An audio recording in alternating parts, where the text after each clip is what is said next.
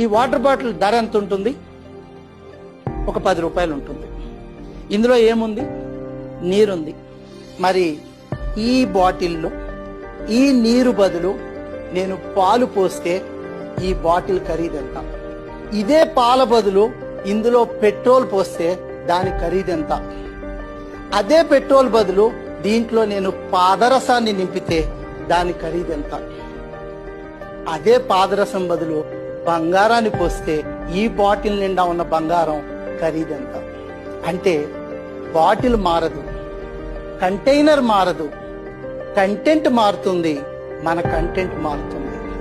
ప్రపంచం నీకు విలువనిచ్చేది ఈ శరీరానికి కాదు, ఈ మెదడులో ఉన్న జ్ఞానానికి.